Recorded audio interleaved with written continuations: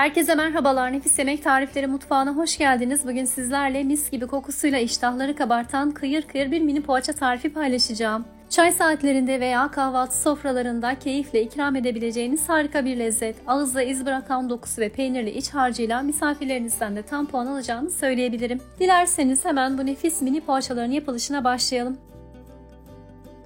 İlk olarak hamuru için yoğurma kabına 250 gram tereyağı, 1 su bardağı sıvı yağ, yarım su bardağı süt, sarısını üzeri için ayırdığımız bir yumurtanın akı, 1 tatlı kaşığı tuz, 1 paket kabartma tozu ve biraz unu alarak yoğurmaya başlayalım.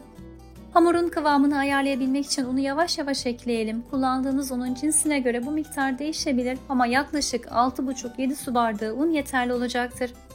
Ayrıca unutmadan çoğu hamur işi tarifinde olduğu gibi bu mini poğaça tarifimizde de kullandığımız malzemelerin oda sıcaklığında olmasına dikkat edelim. Özellikle tereyağının oda sıcaklığında olması hem yoğurmayı kolaylaştıracak hem de poğaçaların dokusunu güzelleştirecektir.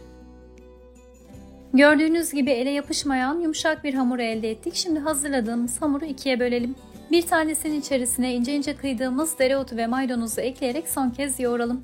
Ben çeşit çeşit olması için böyle yapıyorum ama siz dilerseniz tüm tepsiyi aynı hamurla da hazırlayabilirsiniz. Hamurlarımız hazır. Şimdi şekillendirme aşamasına geçebiliriz. Öncelikle fırın tepsisine pişirme kağıdını yerleştirelim. Pişirme kağıdı sayesinde hem poğaçaların tabanları eşit bir şekilde pişecek hem de tepsimiz kirlenmeyecektir. Tepsimiz hazır. Şimdi hamurdan ceviz büyüklüğünde bir parça koparalım ve elimizle bastırarak hafifçe genişletelim. Üzerine peyniri koyalım ve hamurun uç kısımlarını katlayarak kapatalım. Ben iç harcı olarak toplamda 250 gram kadar peynir kullandım ama siz damak zevkinize göre farklı iç harçları da kullanabilirsiniz. Dilerseniz sade mini poğaçalar da hazırlayabilirsiniz. Öyleyse çok lezzetli olacaktır. Ben bu ölçülerle yaklaşık 62 tane mini poğaça elde ettim ama dilerseniz daha büyük veya daha küçük poğaçalar hazırlayarak bu sayıyı değiştirebilirsiniz. Gördüğünüz gibi hamurumuz gayet kolay şekil alıyor ve güzelce kapanıyor. Tüm hamur bitinceye kadar iç harcını yerleştirerek fırın tepsisine dizelim.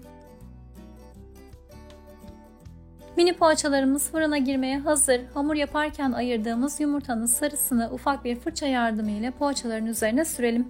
Özellikle bunun gibi üzerlerine yumurta sarısı sürülen poğaça tariflerinde yumurta sarısı tepsiye damlayabiliyor veya pişirme sırasında kuruyarak yapışabiliyor. Siz de pişirme kağıdı kullanarak gönül rahatlığıyla bol bol yumurta sarısı sürebilirsiniz.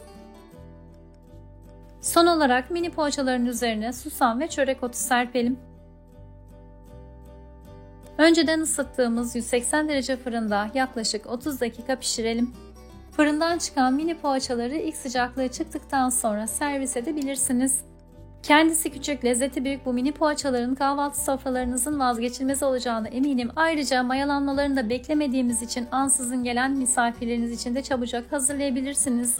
Mis gibi kokusu ve iştah kabartan görüntüsüyle mutlaka denemeniz gereken bir tarif olduğunu düşünüyorum. Açıklamalara her zaman tariflere ulaşabileceğiniz bağlantıları ekliyorum. O bağlantılara tıklayarak tarifleri Nefis Yemek Tarifleri uygulamasında açabilir, tarif defterlerinize ekleyebilir ve böylelikle aradığınız zaman kolaylıkla ulaşabilirsiniz.